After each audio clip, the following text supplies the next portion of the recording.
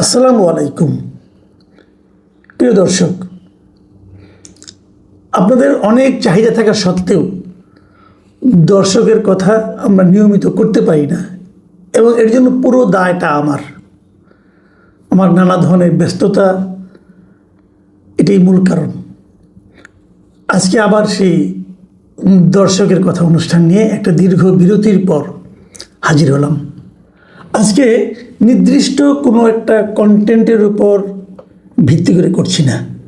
একটা কন্টেন্টে যে কমেন্টগুলো এসেছে সেরকমভাবে নয়, এটা বিক্ষিপ্তভাবে বিভিন্ন কন্টেন্ট থেকে আমি এই মন্তব্যগুলো নিয়েছি এবং এটা নেওয়ার ক্ষেত্রে একটা ভিত্তি হলো যে কোনো একটা কন্টেন্টে যে বিষয়টা নিয়ে আমি আলোচনা করি সেই বিষয়ের উপর না করে অন্য একটা সাধারণ সাবজেক্ট নিয়ে অনেকে প্রশ্ন করেছেন, অনেকে মন্তব্য করেছেন। তো সেই মন্তব্যগুলি আমি বেসিক্যালি আজকের জন্য আলোচনার জন্য নিয়েছি। আমি প্রথম যে কমেন্টটা পড়ছি এটা লিখেছেন মিস্টার রুবেল হোসেন। তিনি লিখেছেন, আসসালামু আলাইকুম মাসুদ কামাল ভাই, ঈদের শুভেচ্ছা নেবেন। বাস ডুবে মারা যাওয়া আমাদের ভাই বোন ও বাচ্চাদের আত্মার মাগফিরাত কামনা করছি ও তাদের পরিবারের প্রতি সমবেদনা জানাচ্ছি। মূল কথায় আসেন। আপনি তো জাতিকে দ্বিধাদ্বন্দ্বে ফেলে দিলেন। সাবেক উপদেষ্টা আসিফ মাহমুদ বললেন, গণভোটে হাঁ ভোট দেওয়া 70% মানুষ মাঠে নামতে একটুও দ্বিধাবোধ করবে না, কিন্তু আপনি তো হাঁ না দুইটাই দিলেন। তাহলে আপনি কি একবার মাঠে নেমে আবার দৌড়ে বাসায় চলে আসবেন? দয়া করে এটা প্রাসঙ্গিক না হলেও দর্শকের চিঠি অনুষ্ঠানে এটার উত্তর দেওয়ার চেষ্টা করবেন। ধন্যবাদ।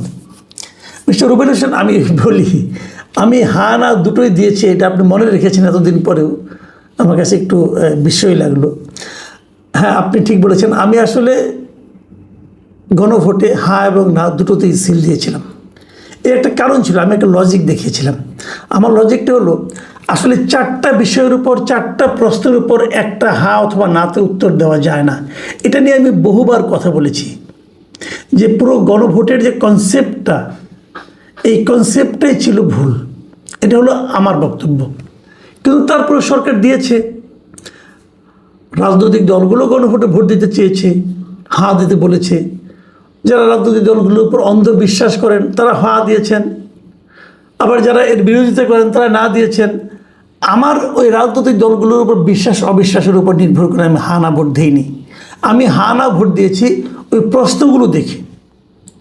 এর মধ্যে কিছু কিছু প্রশ্নের উত্তর আমার কাছে মনে হচ্ছে যে হাঁ দেওয়া উচিত, এই জন্য আমি হাঁ দিয়েছি। আবার কিছু কিছু প্রশ্নের উত্তর হলো আমি না দিতে চেয়েছি, যে এই প্রশ্নগুলো আমি রাজি না, সেখানে আমি না দিয়েছি। তাহলে আপনি বলবেন ভোটটা তো নষ্ট হয়েছে। আমি তো ভোটটাকে নষ্টই করতে চেয়েছি। আমি বলতে চেয়েছি তোমাদের এই গণভোটের কনসেপ্টটাই ঠিক না, কাজে আমি হানা দিয়েছি। আর আসিফ মাহমুদ সজীব ভাই যেটা বলেছেন যে গণভোটে হাঁ ভোট দেওয়া 70% মানুষ মাঠে নামতে দ্বিধা করবে না, এটা হলো একটা হাস্যকর কথা। আমি বললাম তো ওনারা গণভোটে তো বিএনপিও হাঁ দিয়েছে, বিএনপির অনেক নেতাকর্মী গণভোটে হাঁ ভোট দিয়েছে। তো এখন ওনারা যদি ডাক দেয় যে কালকে যে আমরা এই জুলাই সনদটা এইভাবে ভেবে চাই, এর জন্য হাঁ ভোট দিয়েছে, অতএব আপনার সবাই মাঠে নামেন, বিএনপি কর্মী সমর্থকরা মাঠে নামবে। তাদেরকে ডাক দিতে বলেন না, দেখেন না কয়জন লোক মাঠে নামে। ভাই, সেই দিন আর নাই।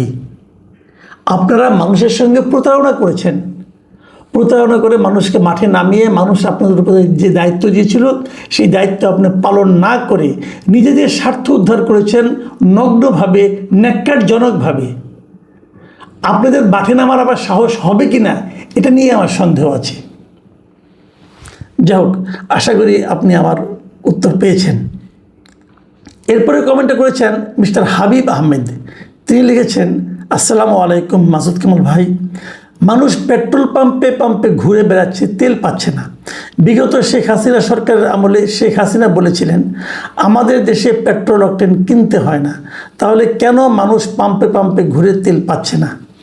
অনেকেই বলাবলি করছেন যুদ্ধের কারণে তেল সংকট, দেশে তেল পাওয়া যাচ্ছে না।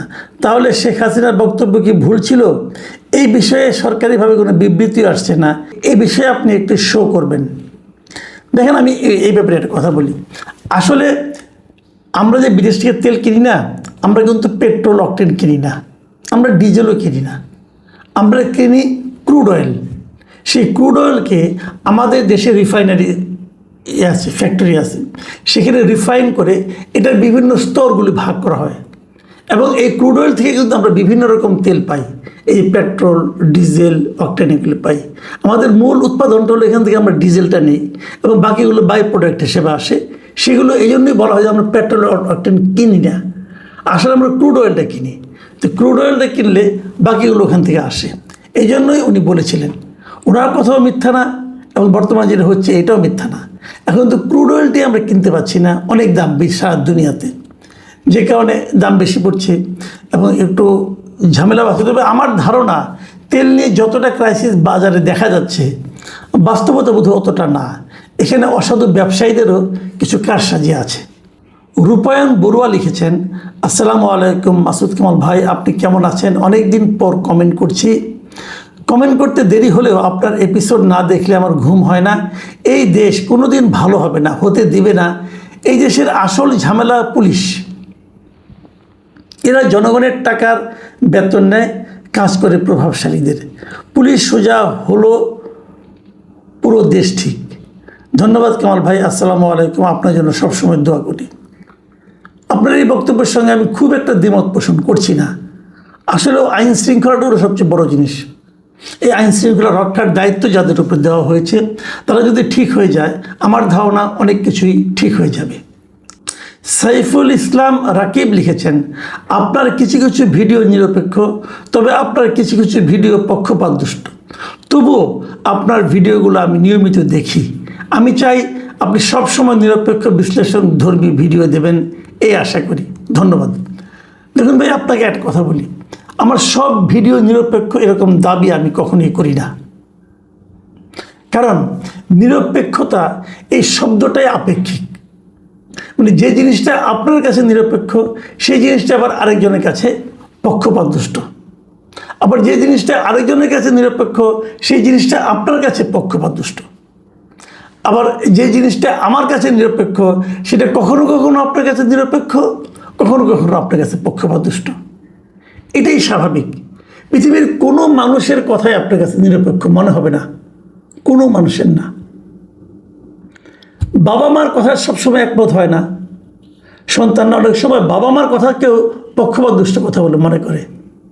আপনি কি আপনার পিতা মাতার সব কথায় একমত হন না? আপনি কি আপনার ভাইয়ের সব কথায় একমত হন? তাও হন না। তাহলে আপনার ভাই, আপনার পিতা, বাবা মা, তারা কি পক্ষপাতদুষ্ট? এটাই দুনিয়ার নিয়ম। সবাই যার যার মতো করে কথা বলে। আমি যেভাবে কথা বলি এটাই আমি আমার মতো করে দেখি। আমি যেটাকে ভালো মনে করি সেটাই আমি ভালো বলি, আমি যেটাকে মন্দ মনে করি সেটাই মন্দ বলি। যদি বিএনপি কিছু ভালো কাজ করে আমি সেটাকে ভালো বলি, যদি বিএনপি কিছু মন্দ কাজ করে সেটাকেও আমি মন্দ বলি। যদি আওয়ামী লীগের জন্য, জামাতের জন্য, সবার জন্য একই প্রযোজ্য। ওই দলটি যদি কোনো ভালো কাজ করে আমি ভালো বলি, ওই দলটি যদি কোনো মন্দ কাজ করে আমি মন্দ বলি।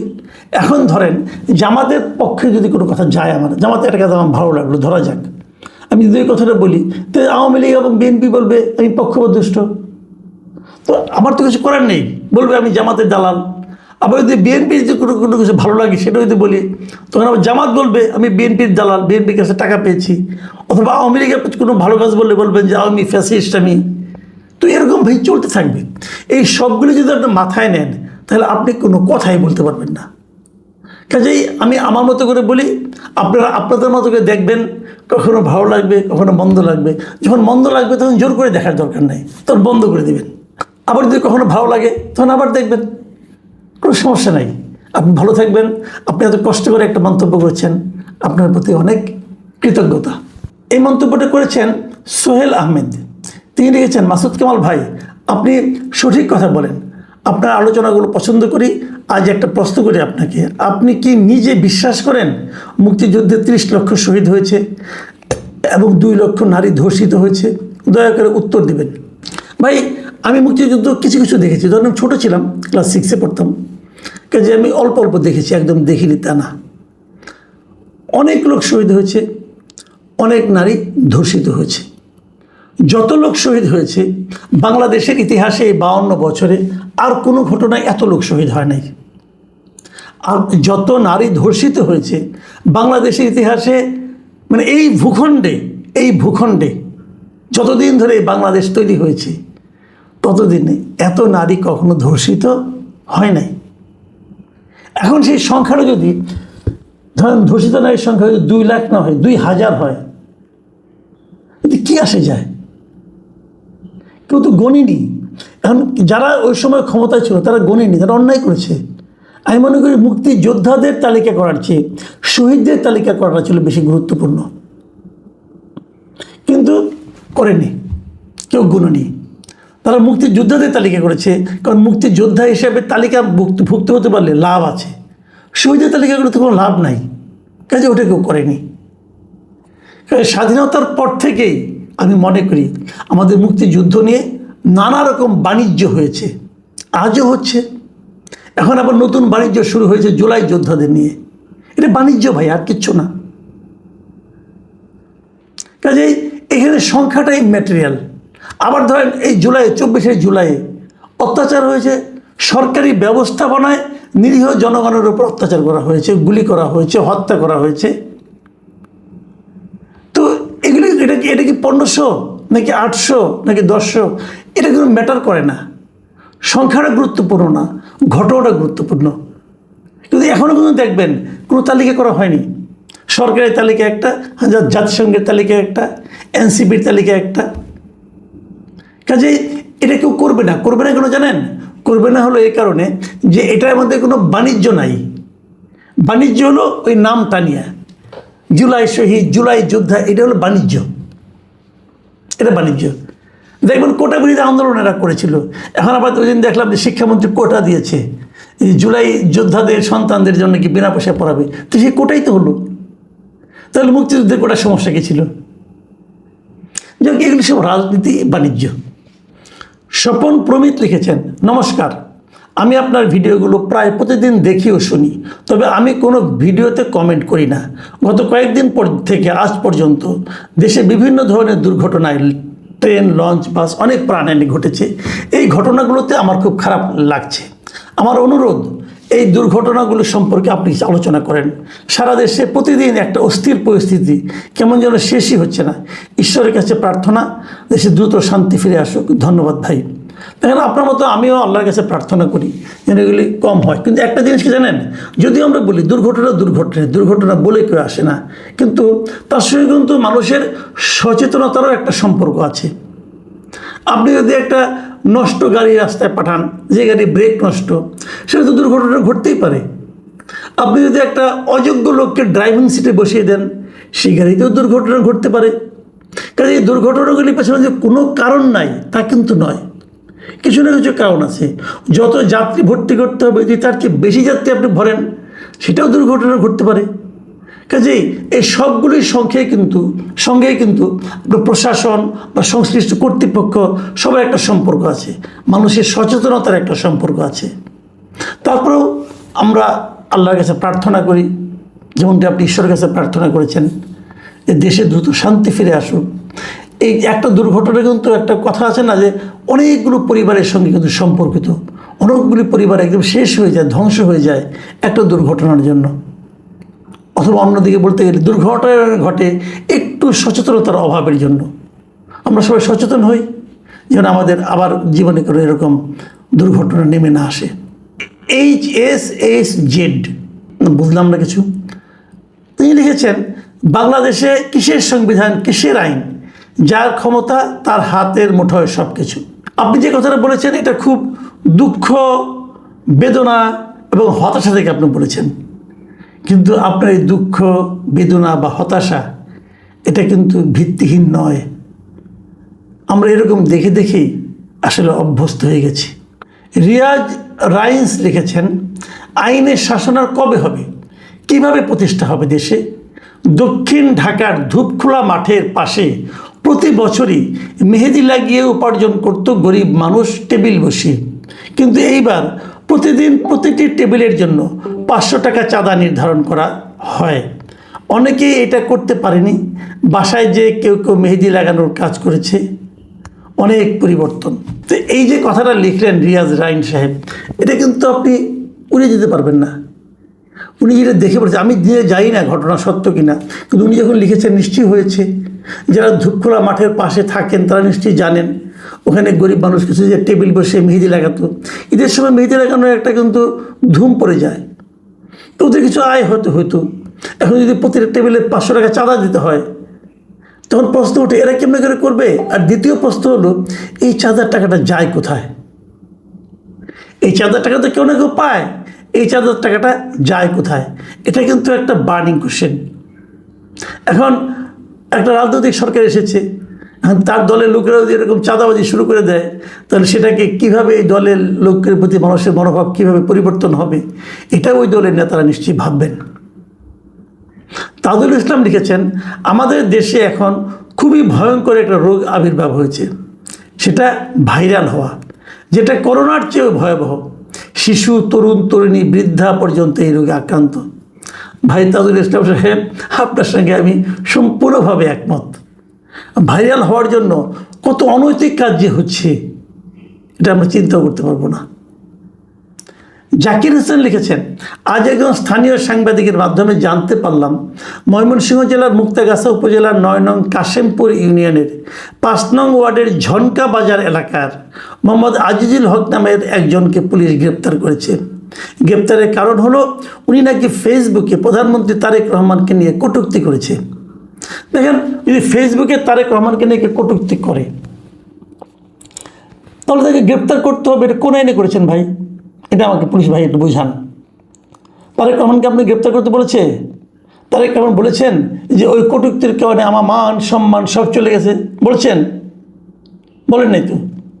আগে শেখ হাসিনার আমলে এই প্র্যাকটিসটা ছিল। এই দেশের পুলিশ, সরকারি কর্মকর্তা যারা আছেন, ওদের সবার প্রতি আমার স্বনির্বন্ধ অনুরোধ, তারেক রহমানকে শেখ হাসিনা বানানোর চেষ্টা করবেন না প্লিজ। আমরা আর শেখ হাসিনা চাই না তো। আর তারেক রহমানকে বানানোর চেষ্টা করবেন না এই কারণে যে তারেক রহমান কী সেটাকে বোঝার চেষ্টা করেন। আমি নিজেও জানি না কি, কিন্তু যতটুকু দেখেছি ততটুকুর আলোকে বলতে পারি, যদি ফেসবুকে কেউ তারেক রহমানকে নিয়ে কটূক্তি করে, তাদের তারেক রহমান মারা যাবেন না। এটা তারেক রহমানের তেমন কিছু যায় আসে না, কিচ্ছু যায় আসে না। আপনি দেখবেন তারেক রহমান দেশে ফেরার পরই উনি যখন হাদির কবরে ওখানে গিয়েছিলেন, তখন একজন ভদ্রলোক তারেক রহমানকে নিয়ে যা তা বলেছিলেন, তাকে পুলিশ গ্রেপ্তার করেছিল। গ্রেপ্তার করার পর তারেক রহমানের পক্ষ থেকে, মানে তার দলের পক্ষ থেকে বলা হয়েছিল ওনাকে যেন ছেড়ে দেওয়া হয়, কারণ ওনার স্বাধীনতা উনি করেছেন, ওনার সমালোচনা করার অধিকার আছে। কি হয় বলুন, যে এই সমস্ত গ্রেপ্তার করলে কি থেমে থাকে? করতে দেন, ইগনোর করেন ভাই। আর আপনাকে তো দায়িত্ব দেওয়া হয় নাই। পুলিশকে বলবো, আপনারা কিন্তু সরকারের অনেক সময় বদনাম করে ফেলেন। আর তারও চেয়ে বড় কথা, জাকির হোসেন যেটা লিখে পাঠিয়েছেন উনি নিজে দেখেননি, একজন সাংবাদিকের মাধ্যমে জানতে পেরেছেন। তো স্থানীয় সাংবাদিক আবার সত্য কথা বলেছেন কিনা এটা নিয়েও কিন্তু সন্দেহ থাকতে পারে। যদি ঘটনাটা এমন হয়ে থাকে তাহলে আমার এই বক্তব্যগুলো সেই জন্য আমি করলাম। আব্দুর রহিম লিখেছেন, বাংলাদেশের মিডিয়া হলো চামচামির মিডিয়া। যখন যে সরকার আসে তারই চামচামি করতে করতে নিজের ব্যক্তিত্বের বিসর্জন দেয়, ব্যক্তিত্বহীন মিডিয়া। আব্দুর রহিম সাহেব, আমি নিজে একজন মিডিয়া কর্মী, কিন্তু মিডিয়া কর্মী হয়েও আপনার মিডিয়া সম্পর্কে এই যে বক্তব্য, যদিও এটা অতি সরলীকৃত মনে হতে পারে, তারপরে আমি বলবো আপনার উপলব্ধিটা একেবারে মিথ্যা নয়। শরীফ মিয়া লিখেছেন, আমরা বারবার শুনি প্রজাতন্ত্রের কর্মচারীরা জনগণের সেবক, কিন্তু বাস্তবে কেন এই সার সংস্কৃতি, কেন ক্ষমতার অপব্যবহার, ঘুষ, দুর্নীতি আর স্বজনপ্রীতি এখনও সমাজের গভীরে গেঁথে আছে? এগুলো কি সংবিধান সমর্থন করে? প্রশ্নগুলো সহজ, কিন্তু উত্তরগুলো অস্বস্তিকর। শরীফ সাহেব, আপনি ঠিকই বলেছেন, প্রশ্নটা খুবই সহজ, কিন্তু এর উত্তর আসলেই অস্বস্তিকর। কার জন্য অস্বস্তিকর? এই সমস্ত আমলাদের জন্য অস্বস্তিকর, এই সমস্ত প্রশাসনের লোকের জন্য অস্বস্তিকর, এবং কি সরকারে যারা থাকেন তাদের জন্য অস্বস্তিকর। মোহাম্মদ জাহাঙ্গীর হোসেন লিখেছেন, জিয়াকে নিয়ে বেশি বাড়াবাড়ি না করা ভালো, মুজিবুরকে নিয়ে হাসিনা যেমন করেছিল। জাহাঙ্গীর হোসেন সাহেব, আমি আপনার সঙ্গে একমত। কেবল জিয়া আর মুজিবুর না, যে কাউকে নিয়েই বেশি বাড়াবাড়ি করা ঠিক না। যে কাউকে নিয়ে বেশি বাড়াবাড়ি করা ঠিক না। মানুষকে থামতে জানতে হয়। আপনি যখন একজনকে নিন্দা করবেন, নিন্দাটাও এক পর্যায়ে যে থামাতে হয়। যখন কারো প্রশংসা করবেন সেটাও এক পর্যায়ে থামাতে হয়।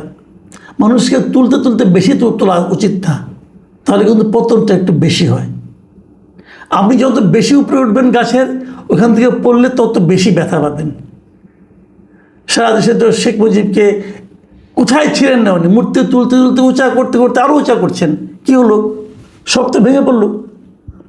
এখান থেকে আশা করি অন্যরাও শিক্ষা নেবেন।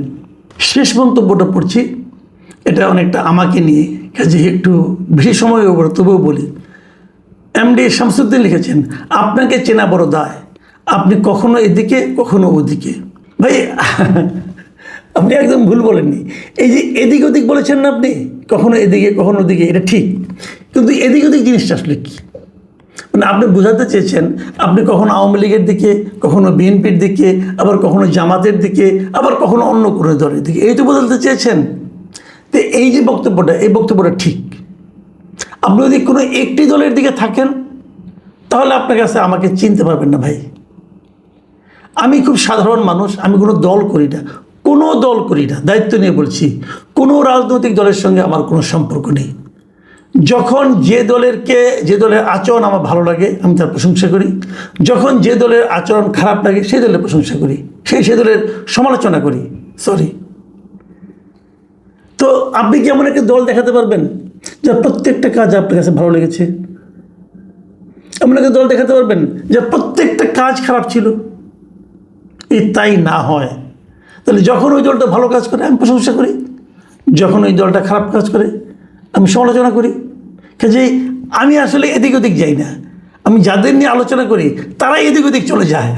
আমি কী করব? ধন্যবাদ ভাই, সবাই ভালো থাকবেন। আজ এ পর্যন্তই, আল্লাহ হাফিজ।